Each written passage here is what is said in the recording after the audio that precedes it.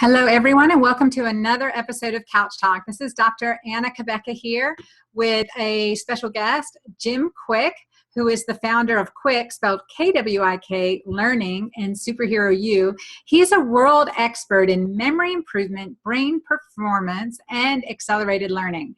And I bring him to you for a few reasons. I know that many of my clients over the years and much of my audience has concerns when we start to forget where we put our keys, when we forget the names of our children, or is that just me? When we start to forget these things as we get older, it's not only a matter of disorganization. It's a matter of, hey, am I losing the ability to memory? Is this early sometimers or leading to Alzheimer's?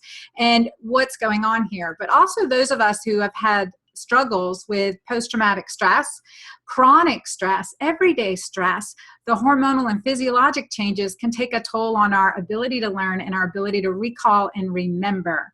So I bring to you a world expert on memory coaching, and he has worked with some of the most amazing people in the world, honestly, including companies such as Nike, Virgin, NYU, GE, Harvard.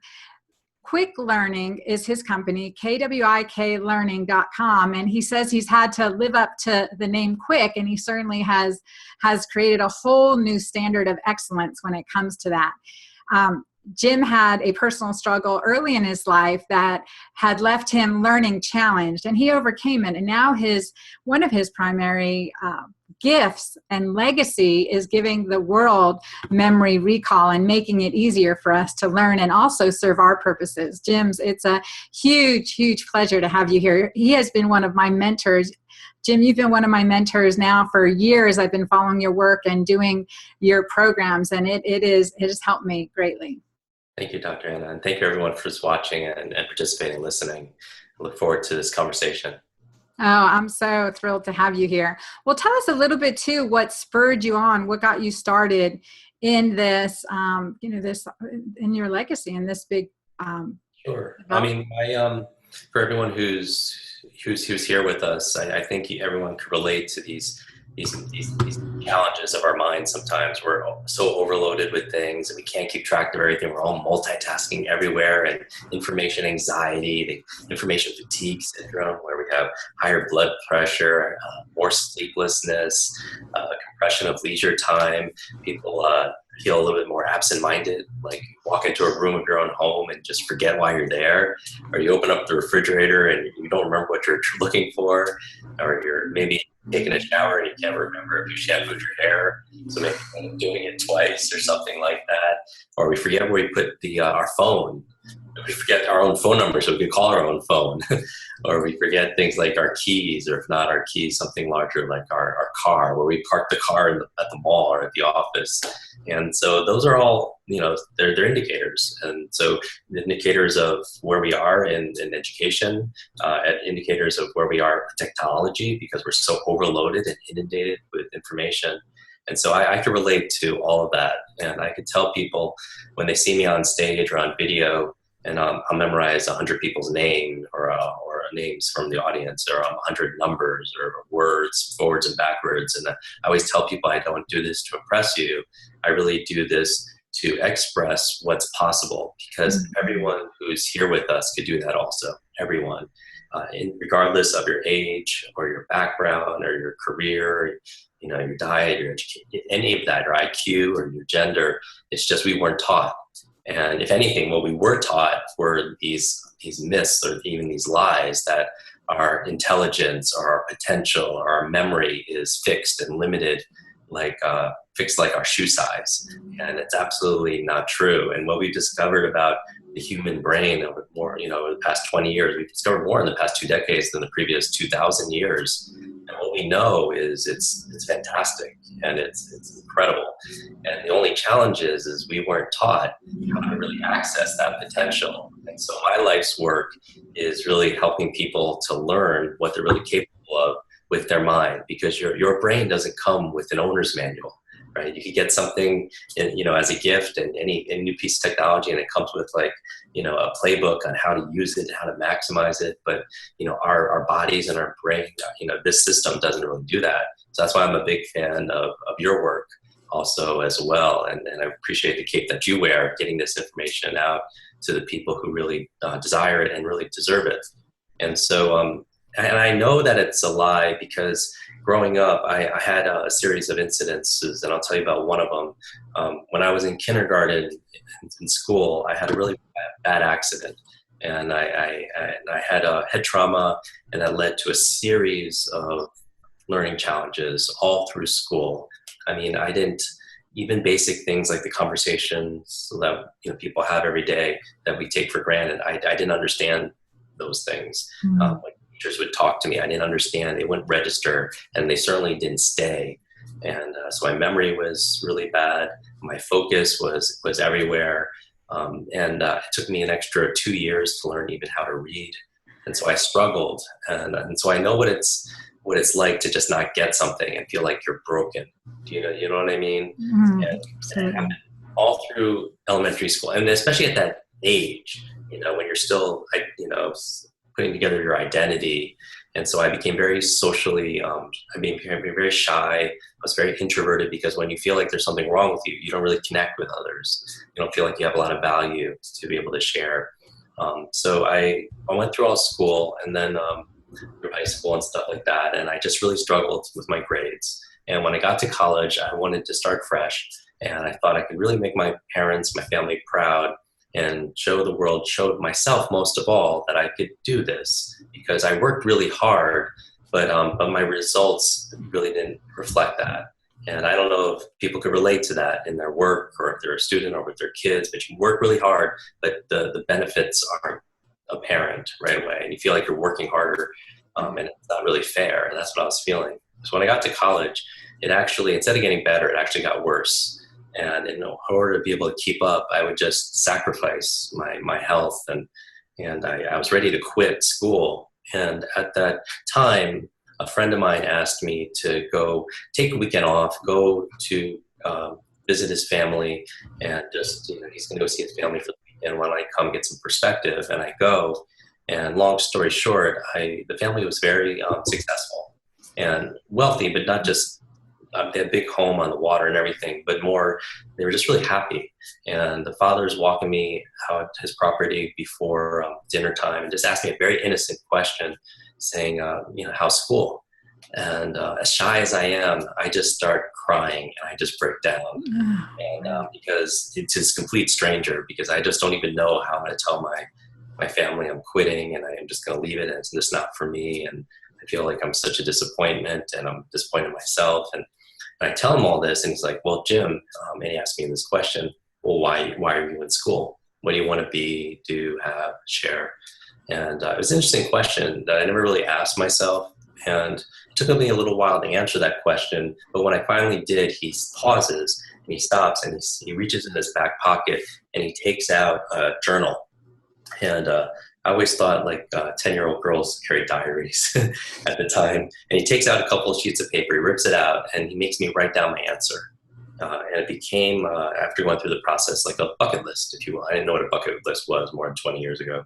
But I do that. And when I was done, I start folding the sheets of paper to put in my pocket, thinking the exercise was over. And he grabs it out of my hand, and he starts to look at it.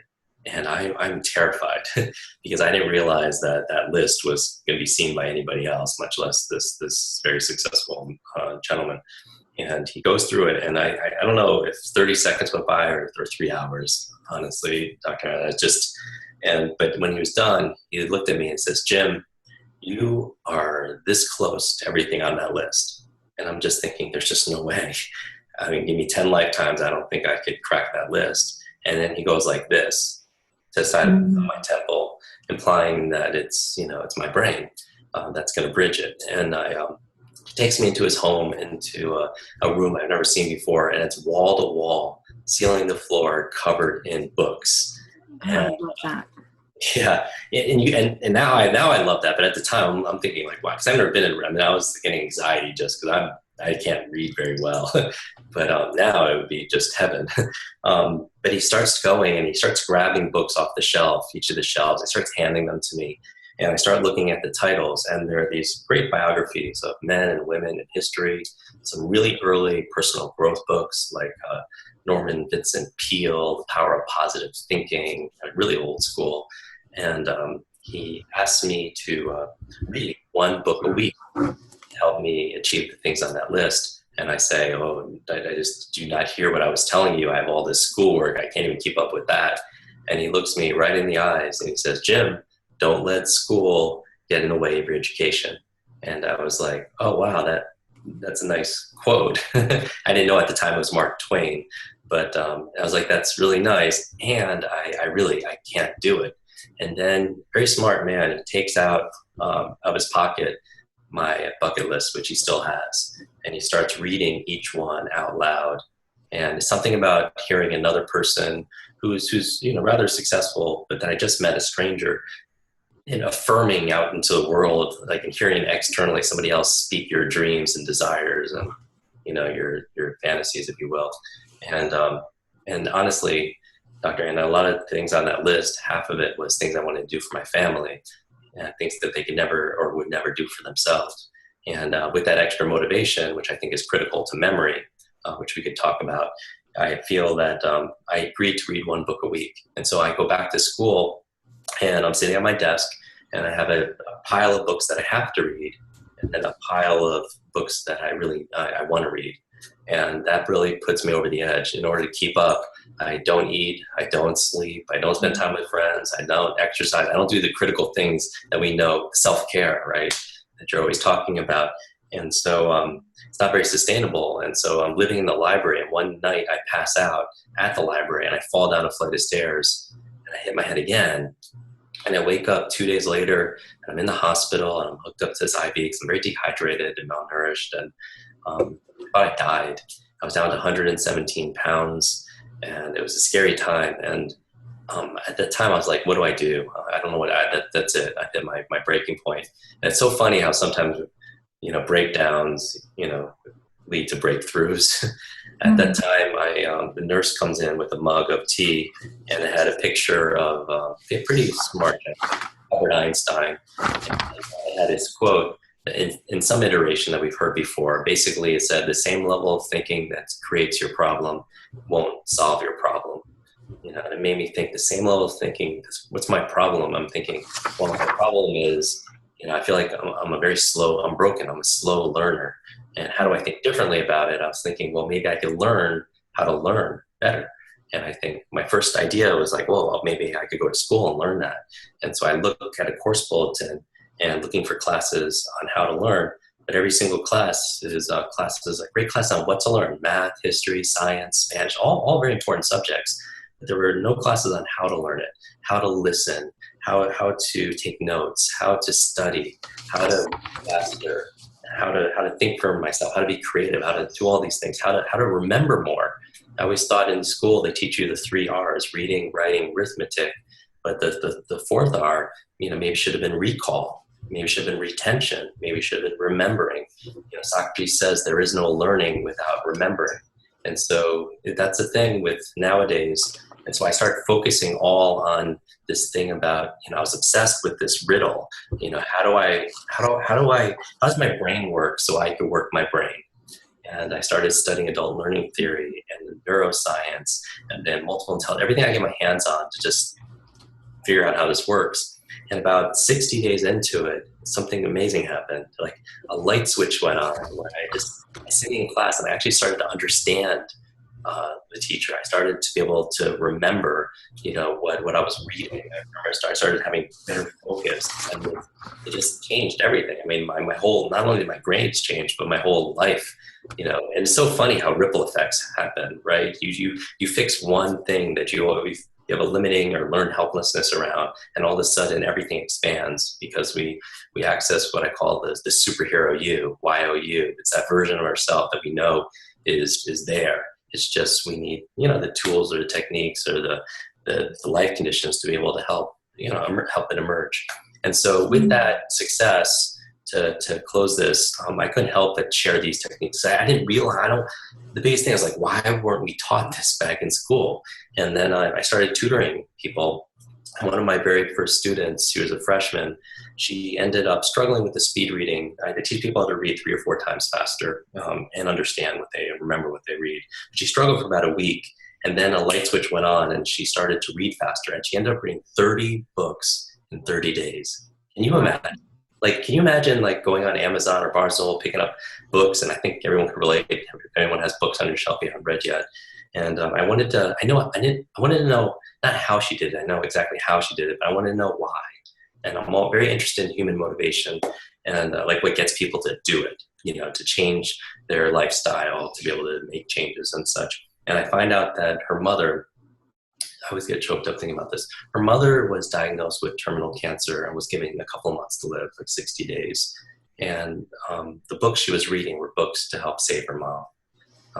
And I'm only I'm a freshman in college. I just, send prayers and keep you in my thoughts and good luck. And 6 months later, I get a call from this young lady and she's crying and crying.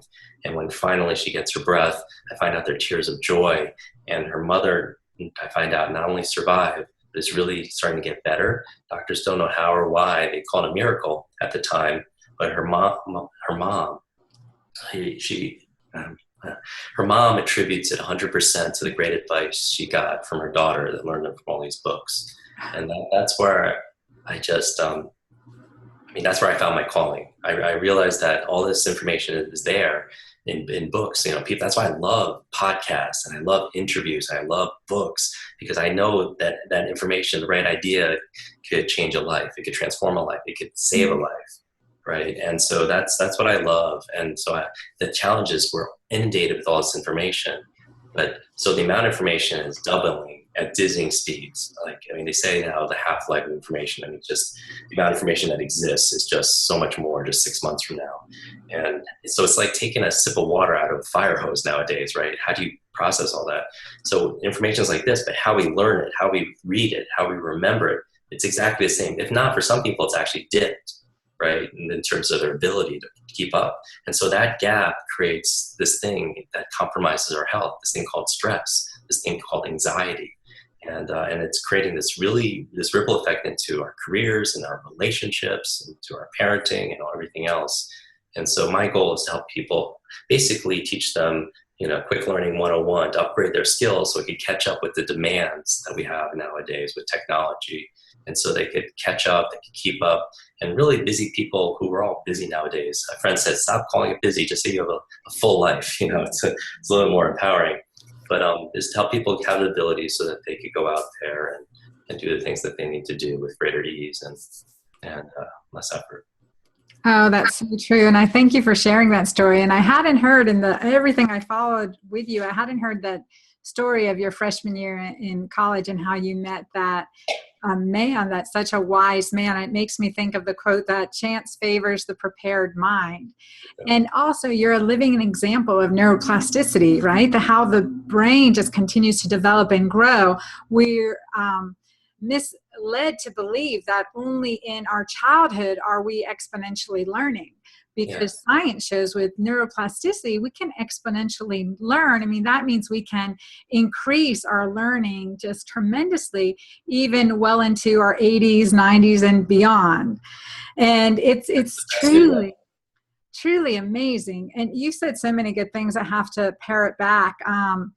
That you said when you feel like something's wrong with you, you don't really connect with others. And I'm so about connection. And so the way you bridged that obstacle, the way you, and so many of us have felt that way. I feel, if I feel out of it as a, on the level of other super moms, feeling out of it, can't really connect with them. And we're self-talking down to ourselves. We lose that ability to gain and benefit from the connection of the human spirit, which is so healing in and of itself, and regaining that confidence in ourselves. And I want to just encourage our listeners, because in my life, in my past, I was a very efficient learner.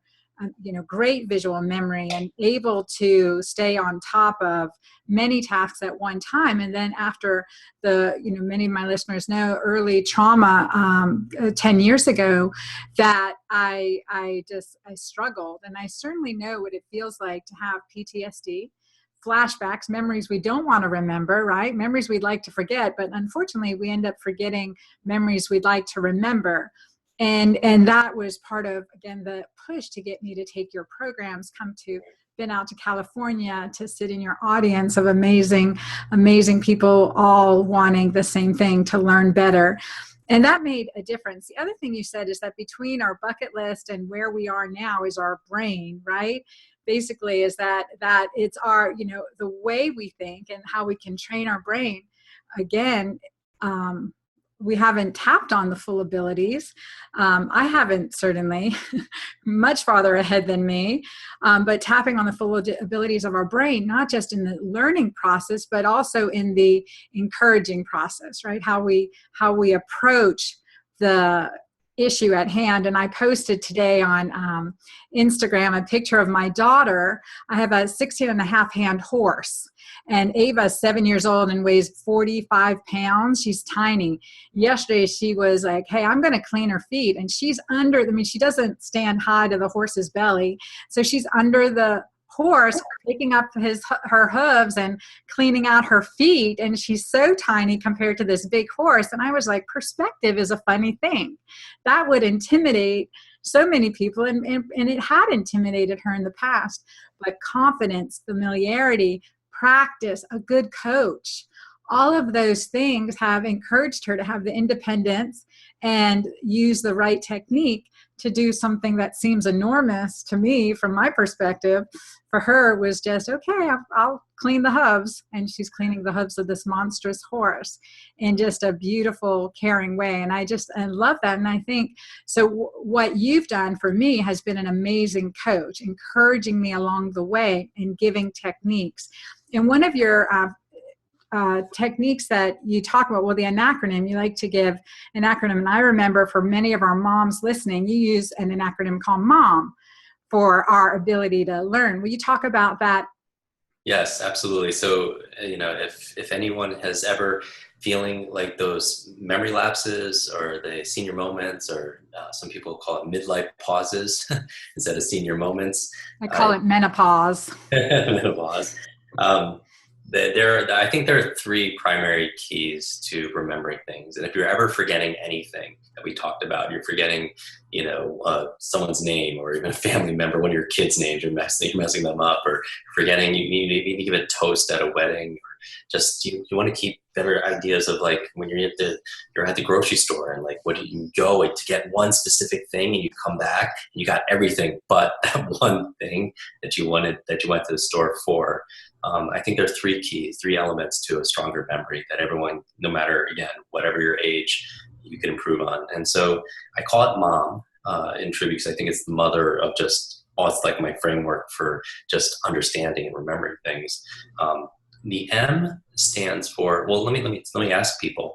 It's say the big common, when people ask me that they want to, can you improve my memory? Can you help me with my memory? It's kind of someone coming to you and saying, oh, can you help me be better at sports? And you're like, okay, well, what sports specifically would you like to improve on? Because there are different techniques for different things. And so first is having a very clear goal. And so let's say our goal is to remember names, because I think a lot of people have trouble remembering people's names. Mm-hmm. You meet someone, they give you their name, and then what happens? It just disappears out of your mind. And I think it's one of the most important skills to learn in communication, because I feel like think about the emotion tied to a person's name. It's probably one of the very first words you learn how to write or to learn how to say. And you're given all that love, so you attach that love to your name, and it's the sweetest sound to your ears, as they say. And so, let's say someone has trouble remembering names, but let's say there's a suitcase of $100,000 cash for you or your favorite nonprofit. If you just remember the name of the next stranger that you meet today, how many people are going to remember that person's name for $100,000? Everybody, right? And so, and there's no technique involved, right? And so it had nothing to do with their potential or their capability. It had to do whether or not they were motivated. or not. So the M in mom stands for motivation. That's what we talked about in terms of learning theory. I did a talk recently in Silicon Valley, and Bill Gates comes up to me afterwards, and he was in the audience. We started talking about the future of education, like what is the education system going to look like, or what can it be? And we started talking about these different pillars, and we talked about adult learning theory, which is my passion, right? How do you get people to learn faster like they really can? How do you integrate that with the world of technology, right? And so it's like you have technology, because now classrooms don't have four walls. We're having this conversation around the world right now through this digital sphere. It's amazing. So technology enables people to connect and to learn. But then with another pillar we talked about is motivation. Once you have people know what to do and they have access to this worldwide, how do you get people to do it, right? So motivation is very interesting to me when it comes to memory. And so I would ask myself, for example, remembering someone's name, one of the things you could do is just be conscious of our own self-talk, that self-awareness that we have, that conversation we always have inside our mind, and use that to your advantage and ask yourself, why do I want to remember this person's name? Why? And you always start with why. It's one of my favorite books by a good friend named Simon Sinek, Start With Why, his great TED Talk. And but what is your why? Why do you want to remember the name? Maybe it's to show this person that you care. Maybe it's to create a relationship or do some business with them. Maybe it's to practice these techniques you learned from Jim Kwik, because practice is important. So find the reasons, because if you can't come up with a reason, you won't remember the thing. And that's why things that we're interested in, we remember, because it has our attention, right? And so I would say with motivation here, this is the tweetable. If your community likes to do a lot on social media and they're tagging you and such like that, it's reasons reap results. Reasons reap results. Always start with why, because it's that state your emotion that gets attached to the information that's going to make it more memorable, right? And we know that emotion tied to an idea or information becomes a long-term memory. And so motivation, check in with your motivation. And you can even create like a motivation metrics in your mind. On a scale of 0 to 10, how motivated am I to study this, to remember this? And you say maybe it's a 4. And think about like, well, what do I need to do, in my world to make it a 5 or a 6 or 7 or an 8? And as you increase your motivation, you find that you'll remember more. You'll learn better also as well. And so that's the M. The O in mom is, I always ask people to do this, and do this at home if they're watching.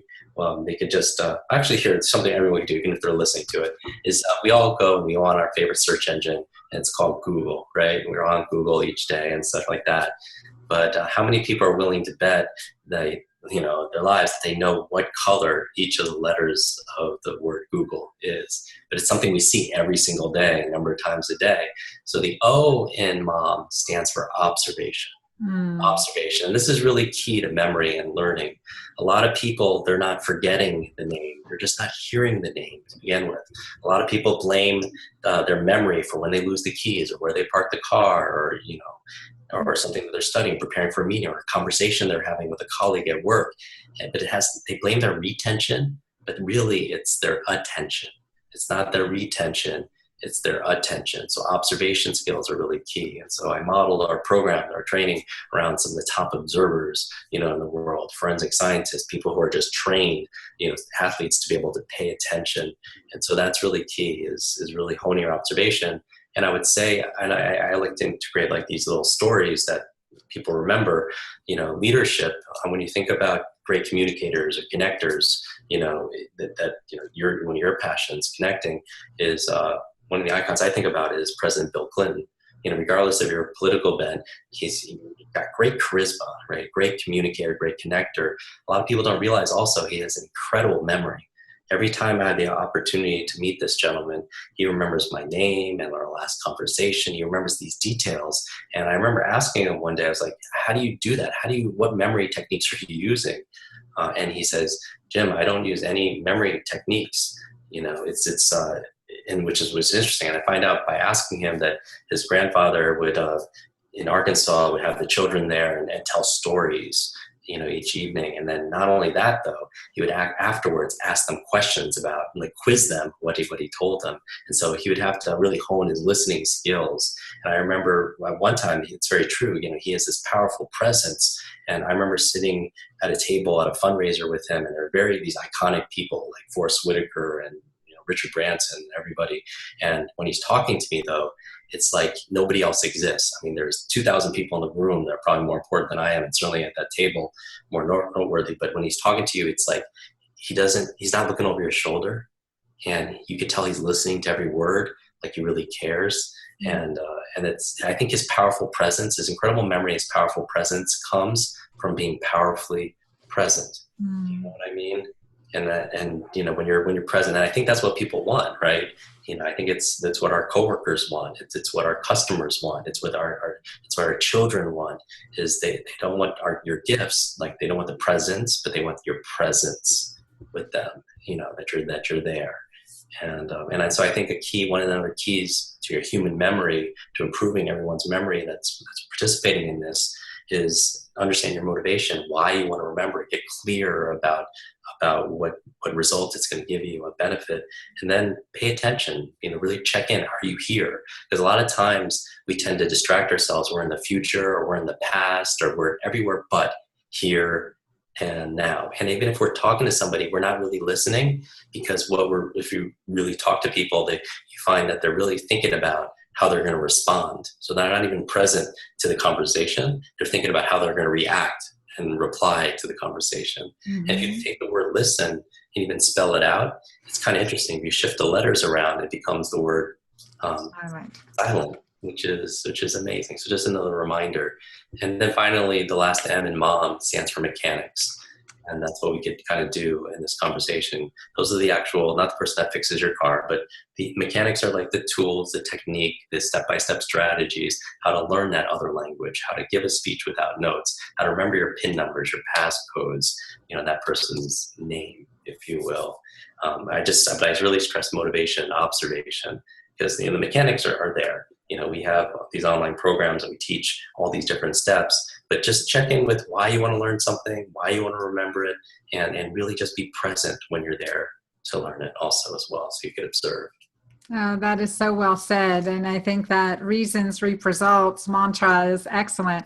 The mantra I use, especially when life's crazy and we've got 100 things going on and I'm with my children, I'm like, pause, breathe, smile, and connect. So that whole pause, breathe, smile, connect is like certainly my mantra. And that helps me get back to the present, get back to what's important right now in my life. Everything else will get done in its timing, but what's important right now at this time. And thinking of those stages when in medical school, for instance, such focused learning, there's nothing in front of you but what you're learning right now. And there's 7, 8, 9 subjects you're learning at the same time, but yet it's that focused mastery. So, I think a big lie is that we have to be multitasking, multi-focused, and how detrimental that really has been to our ability to recall, retain, be present, and connect. Yeah, I think when the verdict is really in on multitasking, it just does not work. All the research that's out there, it's all we're doing is splitting our attention, and we're basically task switching. And there's these switching costs from going from here to trying to refocus. And that task is minutes. Sometimes it could be 15, 20 minutes or more just to refocus ourselves into something else. And that split attention, I use this metaphor that if you go outside on a sunny day and you have a piece of glass, like a magnifying glass, if you will, and you put it out, and it has a focal point, right? That's very bright. And it's very bright, and it could burn through a leaf or whatever. And it's kind of interesting that you look at it in the metaphor, you say it's bright. And that's the word you use for somebody who's very smart, right? It's sharp and it's bright. Maybe it's not just sharp and bright. Maybe what they are is just better focused. You know what I mean? Just like that lens is focusing you. And so that's one of our people's superpowers indeed. It's something that it helps you to overcome. And I don't blame people for being everywhere. It's just the challenge is we're trained that way right now with marketing and media and technology. And this is a new word I'm hearing often. It's called digital dementia. Digital dementia. It's like we're outsourcing our brains to our digital devices. Your smartphone carries all the phone numbers, all your calendars, all your everything that directions on how to get here. It has a calculator to be able to do simple math and everything else. So we're outsourcing our brains there. And it's convenient, all right? Because nobody wants to memorize hundreds of phone numbers or anything else like that. So it's convenient, but it's also crippling. And what I mean by that is they say your mind is like a muscle and it grows stronger with use. But again, like with anything, it's use it or lose it. And a lot of people, because they're not using their brains to memorize things, it's getting flabby. But the good news is what you're talking about, the latest research, when we're talking about neurogenesis, producing new brain cells, neuroplasticity, that those brain cells can make new connections with novelty and new ideas and oxygen, the proper nutrients. That's everything. And that's how we keep your brain alive. And not only that, but it helps you live longer too. There have been studies that have been on the cover of Time magazine where they do these studies with these nuns and they're living well into their 80s, 90s, and above. And they found out what's the secret? This, their diets, this, that. Half of it had to do with their faith and their gratitude, their emotional contentment. But the other half had to do with they exercised their brains. I mean, throughout their entire life, they were dedicated to lifelong learning and were always reading and conversations and all this. And not only did it add years to their life, but it added a lot of life to their years also as well. So keep that brain alive and keep it active. And each of us can do it. And that's so significant. I want our listeners to know that you're offering a few videos for them, some learning videos, which I really consider a huge, huge gift to our audience. And I can't wait to see them as well. And that's at Kwik Learning, KWIK learning.com/Dr. Anna. So Kwik Learning, KWIK learning.com/Dr. Anna, ANNA.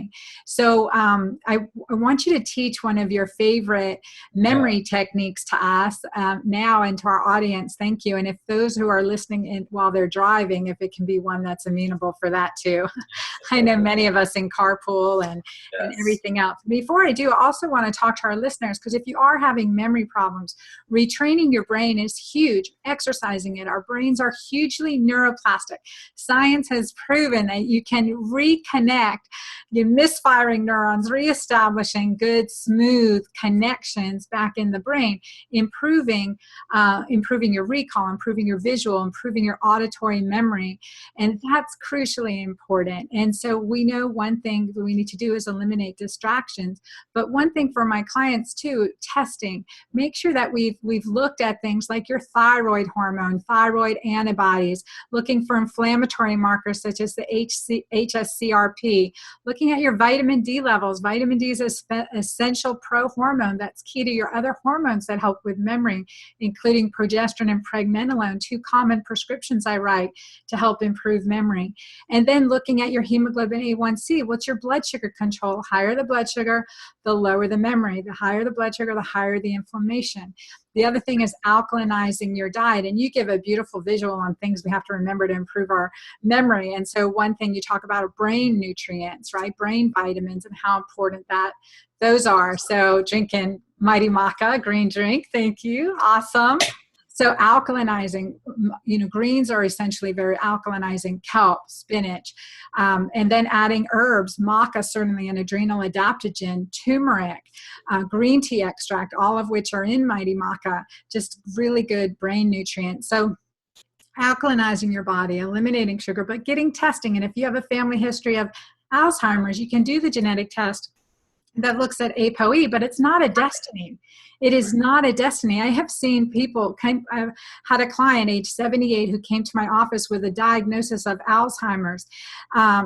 68 came to my office with a diagnosis of Alzheimer's brought to him by my wife, who was also a client. And I looked at his labs, and many of the ones I told you, including a full hormonal panel. And a few things I did were change the diet, a low inflammatory diet, high healthy fats, high proteins, low carbs, a lot of herbs and nutrients that we use, added testosterone, vitamin D, an exercise regimen. And lo and behold, his Alzheimer's diagnosis was a misdiagnosis, right? Because he went back for follow-up no Alzheimer's, tremendously better. So we see that over and over again. And so that's where it comes down to what I call the devil's pitchfork: hormone imbalance, inflammation, and adrenal fatigue. That is like, will dig us a grave pretty quickly. So working with that physiology, remember there's a physiologic component we have to address too, but we have to work this muscle in between our ears that is eternally vital to all of us. So I love all that. I think everyone should just rewind the past 5 minutes and just write all that down because the physiology plays such a big role on our mental performance. It's huge. I mean, we really are. We are what we eat. We are what our thoughts. We are who we spend time with. We become these things in our environment, and so be very cautious of stand guard about what's in your environment when what you allow in your environment, both your home and also in your body and also in your mind also as well. And so I love all of that. I mean, I think that there are, I would say 1/3, according to the latest research, about 1/3 of our memory is predetermined maybe by genetics and biology, right? Our condition, like what of nature, if you will. But 2/3, the good news is 2/3 is in our control. And that's really our lifestyle. All the things that you just listed right there. I mean, that's a prescription for a powerful memory and a powerful life, right? Because it's just a big ripple effect. And so I think for me, I put it into 10 categories of areas, step by steps of the areas of improvement. And I can list those 10, what I've seen, because I find that I can give people the best mechanics in the world, but if they're not adjusting their physiology, if they're not adjusting their nutrient intake, if they're not doing the full spectrum tests because I know you've practiced a lot of functional medicine also as well. And so based on the whole system, if they're not getting enough rest, then the techniques can still help, but not nowhere as near as much as if they're doing everything. And that's the thing. People ask, what's the magic memory pill? And there is no magic pill, but there are magic processes. And that's the good thing about this. And so, I do all of these things. And I would say that if at 2/3 really you could optimize, I would say that in that 2/3, there are 10 categories. And I'll list them really quick. And maybe what we can do as an exercise for everyone, we'll teach everyone how to memorize those 10 things. great. This to memorize facts and give a speech without referring to notes or a PowerPoint presentation or anything like that. So I would say the 10 things, and when I go through these 10 things, they're all going to be obvious. There's not one person who's here that would say, oh, no, that's not going to help. I think everyone will agree. And so a coach sometimes, not somebody teaches you something brand new, they remind you of what you already know. And they also hold you a little accountable saying, are you really, it, but are you doing that? That stress, managing your stress is important, but are you really doing something to be able to mitigate your stress and lower your stress levels? So the 10 things really fast, and I'll teach people how to remember this is for me, it's good diet. Just like what we talked about, you are what you eat, and good things in, good things out. So good diet. I would say killing ants. And that's not my term. That's from Dr. Daniel Amen, automatic negative thoughts. Get rid of those negative thoughts. Because I remember I was preparing for a marathon. I was reading a chapter on the psychology of running a marathon. And it said this verbatim, because I'm a memory expert. Verbatim, it said, your brain is a supercomputer, and your self-talk is the program it will run. So if you tell yourself you're not good with remembering names, you will not remember the name of the next person you meet because you program your computer not to. And that's just so telling. So the tweetable on this, as you're tweeting this out, is your mind is always eavesdropping on your self-talk. Your mind is always eavesdropping on your self-talk. So killing ants, number 2 step is automatic negative thoughts. Get rid of those automatic negative thoughts, right? Number 3, I would say, is exercise. And I mean, people who move more, because they say that the primary role of the brain at first was just to control movement, the body's movement, if you will. But movement is so important. So here's the tweetable. As your body moves, your brain grooves. As your body moves, your brain grooves. And so exercise is so important. And now I'm at a standing desk right now, because I think it's very important. I think sometimes sitting is like they say, some people have gone so far as to say sitting is the new smoking. We're sitting 8, 9, 10 hours a day. We're not moving around like we need to. And so exercise. So whatever your exercise practice is, movement, because anything that's good for your heart is going to be good for your head. right, in general, right? All the oxygen and nutrients, everything else, the blood flow, everything. And also as your body moves, you know that you're producing certain, your body is producing certain hormones. It's going to help you learn better, everything else, all right? And also there's certain movements that actually will help boost your brain power. And so I don't want to micro this, but just there are physical exercises that will actually boost your brain power. And so, for example, things like juggling. There's a study done at Oxford University saying jugglers have bigger brains, that they have more white matter. And so that's, amazing. And so the physical movements that you can do to keep your brain alive. So that's number 3 is exercise. Number 4 is exactly what you talked about, is brain nutrients. So important, because your body, there's certain, in order to be able to form certain memories and be able to learn well, your brain to be optimized, it can't be deficient in these certain nutrients. And so, and we're not always getting that from our diet. And so where are you supplementing in those kind of areas? Because you need to be able to do that to be able to have those kind of connections. And so that's number 4. Number 5, way of unlocking your super brain, if you will, your incredible memory, is a positive peer group. Latest studies say that your brain performance is not just your neural networks. It's also, as Dr. Hyman talks about, it's your social networks. Your social networks, it's like who you spend time with is who you become. And so what's really important for your brain, like a lot of the study on the super nuns found out, is just your peers. Who, like, are they challenging you? Are they encouraging you? Are they teaching you things? Are they positive and adding and magnifying your life, if you will? And as I'm going through this, we're halfway through the list, you could do a check. Well, how is my diet? How are my thoughts? How much did I move today and yesterday? What am I supplementing in terms of brain nutrients? Who am I spending time with right now? Is there some people, I think there's some people are batteries included people, and some people are batteries not included. They just like take your energy, and then just, are you spending time with those people? And it's hard sometimes, because sometimes those people are family, right? But you could choose to love and support your man, but just, you could also choose protect yourself also in ways that are healthy. Number 6, I would say, is a clean environment that's good for your brain. We know, and you know this inherently, when you're a little bit flustered and cluttered, when you clear up your desk or you organize things, that you get more clarity in your own mind. That's why even organizing, cleaning environment, just even putting notes and taking notes is good for you also, because it organizes yourself. And so your external world is often a reflection of your internal world.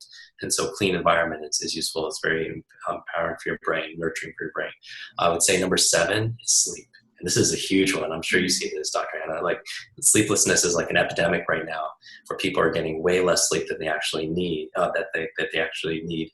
And so get that sleep, because it is so critical for all the restorative properties of your brain to be able to consolidate short to long-term memories, to be able to be clear thinking and focused and make good decisions, all dependent on getting enough rest.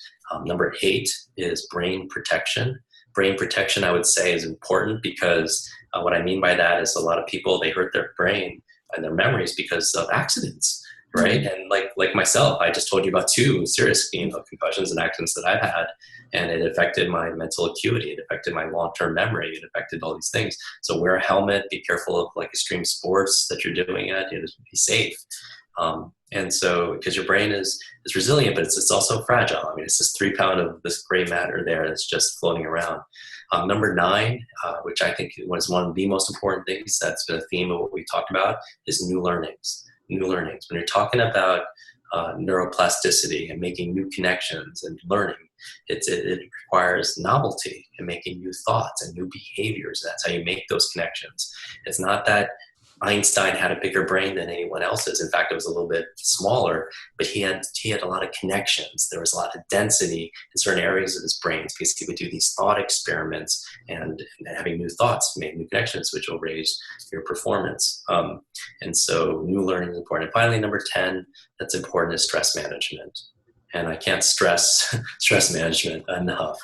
But when you're in fight or flight, it's great if you need to be able to run away or to be able to protect yourself. It's not really good, that kind of stress, because our stress reaction is like if there's a saber-toothed tiger there, right? And we're creating all these chemicals that make it harder to think, harder to make good decisions. It's not really good. It's great if you need to run away, but it's not really good if you need to take a test. to study, to prepare for a meeting, to learn another language, remember someone's name under stress is very difficult, to manage that stress with whatever modality or practice you have. So those are the 10 keys that I would say that would move the needle to help you remember more of the things you want to be able to remember. And I think through the actual exercise of doing all these things, you get great results. So for example, and I'll teach you how to memorize these 10 things as a memory technique. I think it's a great walk away, something you can do right away in your own life. But just one of the things I would say is when you do all these things, like recently I had a student come to me. I saw them outside. They went through our online program. We have like this course on improving your memory, this master class, if you will. And he's like, afterwards, she said, Jim, I have a great story for you. He's like, and have you ever like lost something and you don't remember where you put it, or you hid it? Even worse, you deliberately put it somewhere. And she was given a family heirloom, a necklace from her grandmother, and it was given to her, not her mom, not her sisters, to be able to keep safe, as safekeeping. And she hid it somewhere in her home, and for 3 years she couldn't find out. She lost it. She is like coming up with that amazing password that's so clever that you forget what it is. Yeah. Right. And so she hid it somewhere, and she thought for the longest time that it was lost and was gone forever. And after going through our memory program, she wakes up 2 weeks later in the middle of the night, 3 o'clock in the morning, and she runs down 2 flights of stairs into the basement, behind the boiler, into this little crevice, this little niche, and she takes out the necklace. And I was like, wow. And we didn't teach you like necessarily how to find lost things. She was like, I don't know what it is. It's just my brain feels like it's 20 years younger because I've been doing all these things that you've been teaching, and it feels like it's alive. And I'm just starting remembering names, and I'm starting remembering conversations. I'm starting where I put things, all those different birthdays and everything. And and that's the result of doing this kind of protocol. So that being said, the 10 things in order to be able to memorize it, I'm gonna teach you one simple technique, and it's something you can use today and for the rest of your life. It's gonna enhance you. So what it is, it's an ancient technique, and it's based on, from the Greeks, and attributed to this orator named Simonides, 2,500-year-old technique. And 2,500 years ago, Simonides was given a poetry reading, and when he left the building, something really tragic happened. The building collapsed, and it killed everybody that was in there. And he had the responsibility of coming back and helping family members identify their loved ones, because back then, buildings weren't made out of sheetrock and wood and stuff. And so he was able to do it though based on where everyone was sitting. And he realized that we store information based on locations around us. And it makes sense, because as a hunter-gatherer back then, we didn't need to memorize long numbers or those kind of things or definitions. We need to remember where things were, where the clean water is, where the enemy tribes were, where the fertile soil and the food and the fish, where things was based on, would keep us alive. And so this technique is saying, let's take locations that we're familiar with and store the things that we want to remember using our imagination in those different places. And that's really one of our superpowers. We did an event, and a superhero U event. It's all about high performance. And in the audience, amazing individuals, and including one of them was Don Miguel Ruiz, who wrote the 4 Agreements. And I was like, wow, that's great. I invited him on stage, and I asked him on stage, like, what's your superpower? And he's like, Jim, my superpower is the same as everyone's superpower here. It's the power of imagination. And I was like, wow, I really like that. And we know that Einstein said, knowledge, imagination is more powerful than knowledge, because knowledge is what is, and imagination really is what could be. Mm-hmm. And I think a lot of people who watch this could relate to that, because that's what you do as a parent, as a leader, as a creator, if you will. You take the invisible and make it visible around us, right? And it starts with our thoughts. And so that being said, we use our imagination, and we use this idea of storing information in locations. And so let's take location that we're very familiar with. And it could be your home, it could be your work. For this example, let's use our body, because we always have this with us, right? And so on this really quick exercise, I want to walk you through it, and just do this if it's safe, right? And so I wouldn't recommend if you're operating heavy machinery, or maybe if you're driving a car, you can come back to this, but just understand the idea behind this. And if it's safe to do it, then we'll do it together, okay? So that being said, we're going to take 10 places on your body together, and I'm going to name them certain things for a very specific reason. So number 1 is your top. So you could just kind of touch the top of your head. Number 1 is top. Number 2 is your nose. So 2 is your nose. 3 is your mouth. Your mouth. And what I'm doing, if you're just listening to this, is touch that body part, right? So number 1 is top, 2 is nose, 3 is your mouth. Number 4 are your ears. So 4 ears. Good, your ear. Now 5 is your larynx, right? Larynx, just like your throat area. All right, that's 5. And we're halfway there, so we're going down the body. Number 6 is your shoulders. 6 is shoulders, good. 7 is your collar, your clavicle, right? 7 is your collar. 8 are your fingers, so just kind of shake your fingers, 8 of your fingers. 9 is your belly. My belly, 9 is belly, and 10 is your seat. Your seat is just your rear end, your posterior, right? Your seat in yoga. So let's go through it again, 1 through 10. And this is a great exercise, right? What we're doing here, if this is brand new to you, which I assume is brand new for everybody who's listening to this, we're making new connections. We're demonstrating neuroplasticity, and we're making our brains stronger by creating novelty and exercise. And so 1 is top, 2 is nose, 3 is mouth, 4 is your ears, 5 is your larynx or your throat, 6 shoulders, 7 collar, 8 is your fingers, 9 is your belly, and 10 is your seat, your rear end. Okay, so those are your 10. And so what we're going to do now is we're going to take each of these 10 keys for improving your memory we talked about earlier, good diet, killing ants, everything.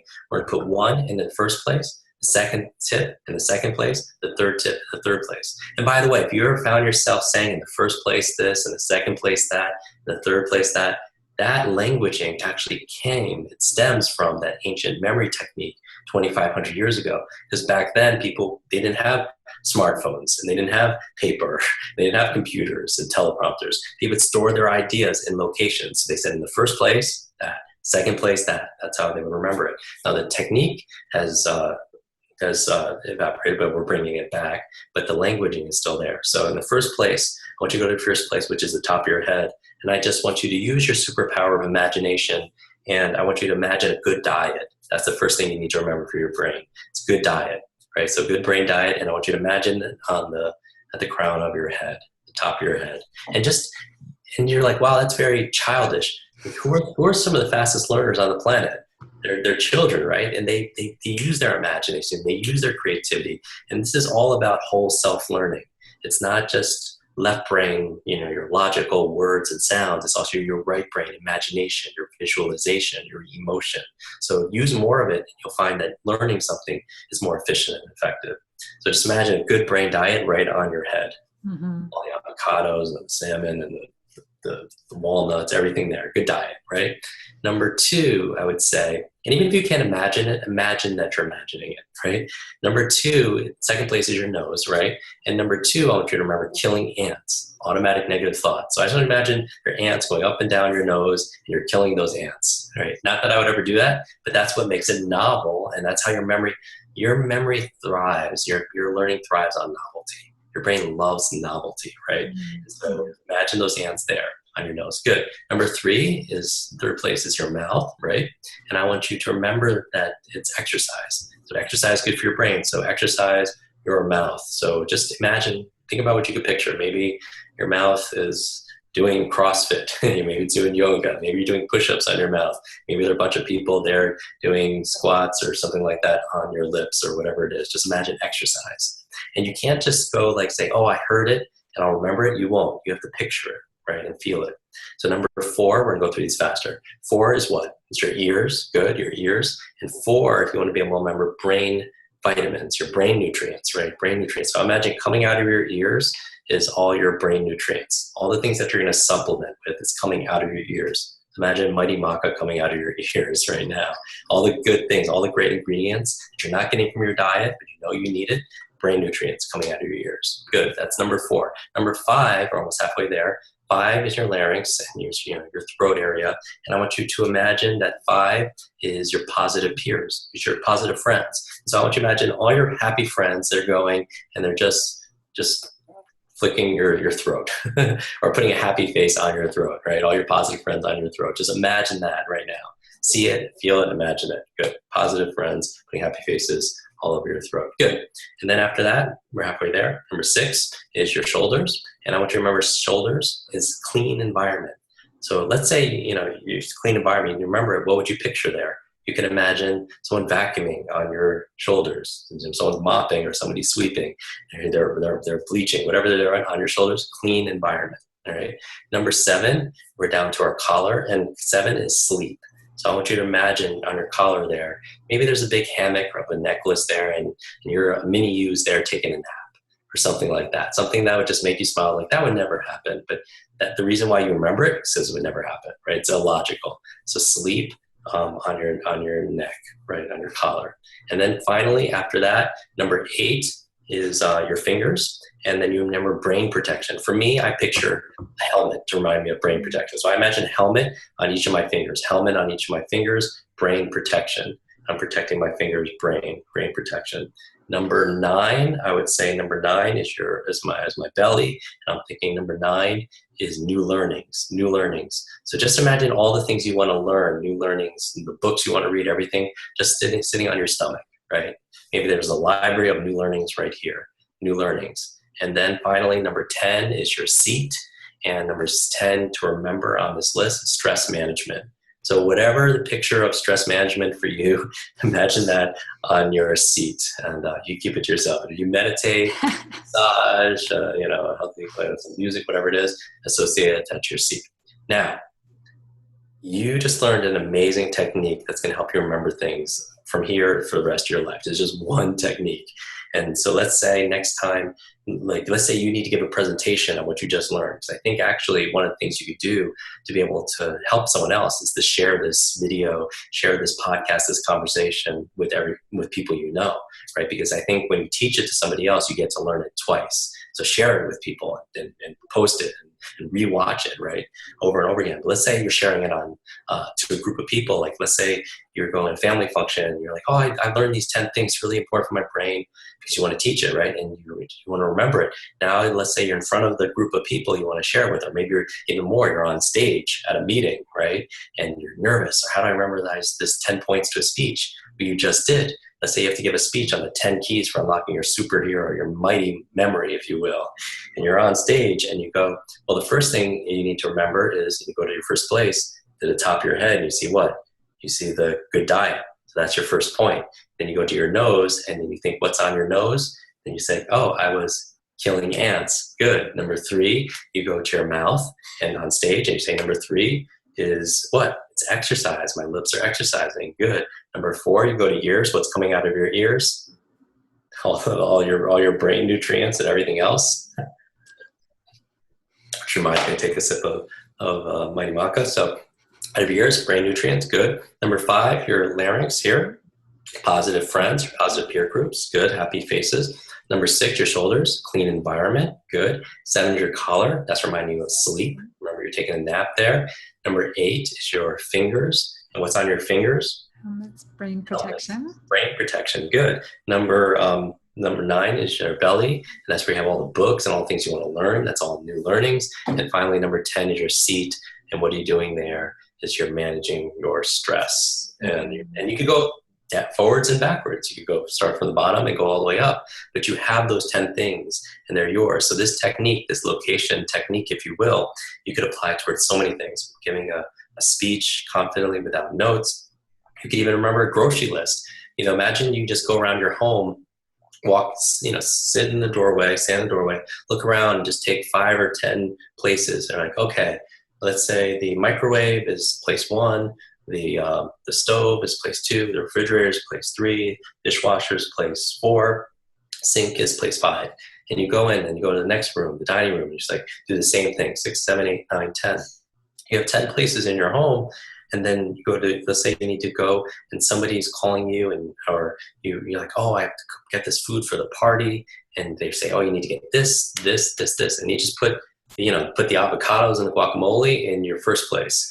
Put the second thing in the fireplace and the third thing in the microwave and store it there. And it'll be there when you get to the grocery store. You go through and you just go and you remember where everything is, and that's your shopping list. So I encourage. That has been such an incredible technique too, because somehow as you practice that, things will start to categorize by where you're going in the grocery store too. It And will. so it makes it so I was like, what? Okay. So using these techniques, like you gave the example of the young lady finding the heirloom necklace that she had stored away 3 years prior, is that your brain starts making these connections. Hey, I'm going to make your life easier. Thanks for the workout. It really starts to help. And I've used the head to toe technique when I've given speeches to a group of doctors, but also last Thursday, we did a green smoothie day at my daughter's school. So for her second grade class, we just brought in, there were 5 blenders, and we had mangoes, avocado, kale, filtered water, some almond milk, and it was just a wonderful experience to be able to bring in these different ingredients, introduce them to the kids, and make this great little green smoothie to start their day out with. And just in a little bit of talking about the ingredients and the nutrients, it was like, okay, don't forget, right? Remember, put these in the places that I'm taking with me and that I can remember, or in walking through my house, visually remembering what comes next. And those visual techniques as a visual learner have been huge. But also, Jim, when you taught us the top, the nose, the mouth, the ears, the larynx, the shoulders, the collarbone, the fingers, the belly, and the seat, all of those are triggers for a alphabet, right? Another way. It is, because I'm the memory guy, and I want to be your memory coach. So I overlay. I think people learn the best when they don't even realize that they're learning. So I always like to double up or layer the learnings. And so each of those are triggers. There's an ancient code of memory where if people want to learn numbers, and if they see me memorize 50 or 100 digit numbers forwards and backwards, or pi, like 3.1415, let's say pin numbers or phone numbers.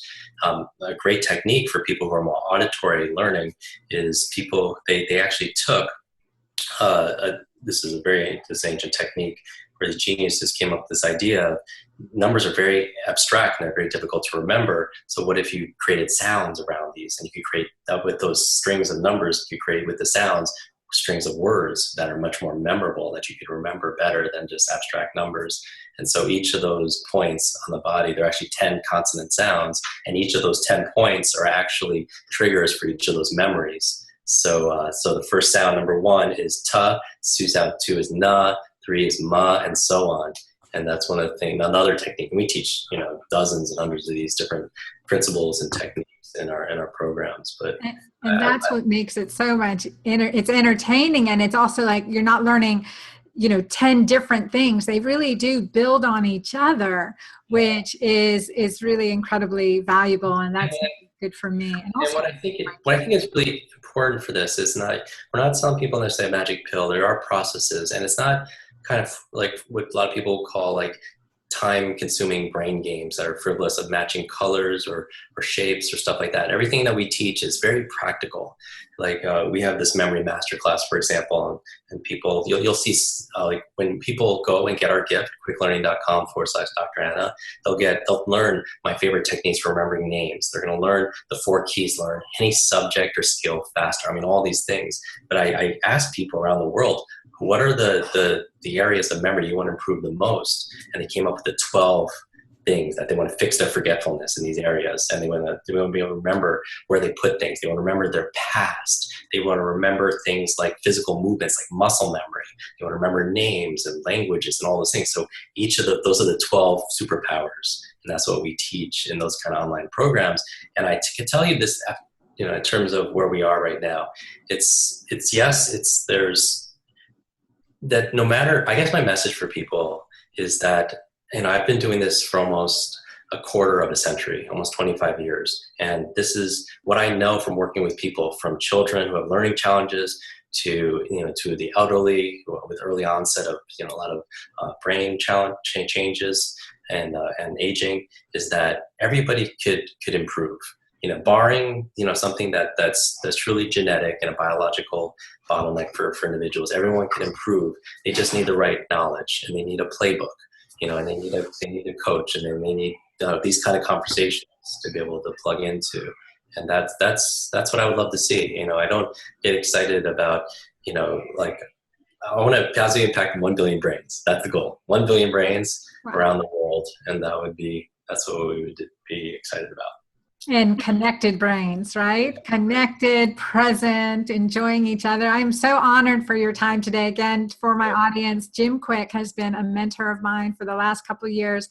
And since I initially saw him on stage at another lecture, Brenda Bouchard's talk, and I've just been following you ever since, and doing your online programs, and also working on my discipline more and more to do your online programs. But having a young daughter at home has helped me work my skills with her, and also you see her catch on, and her ability to recall when we go into a room what was just in there, and challenging each other too has been a great thing. And you've gifted that to me, and I have appreciated just these gifts of your education has been amazing. So as a ardent investor into your programs, I want to encourage our clients to go to kwiklearning.com, kwiklearning.com/Dr. Anna, and get Jim's gifts for you, other learning tools and tips. And you've shared a tremendous amount today.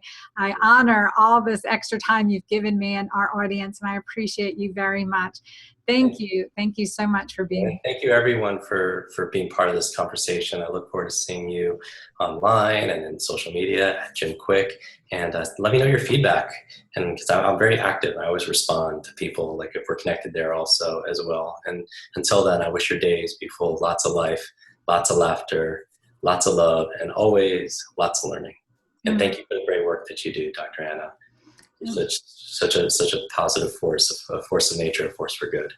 Thank you. And thank you to all our listeners today. You please, so many tweetables from Jim Kwik. You tweet that at Jim Kwik and at Dr. Anna Cabeca. So I look forward to hearing from all of our listeners how you've enjoyed this, and keep learning. Like you said, our mind grows, and don't let school get in the way of your education, as per Mark Twain and Jim Kwik. We really just have to understand that it's our responsibility, and it's part of our purpose, and there's no time limit.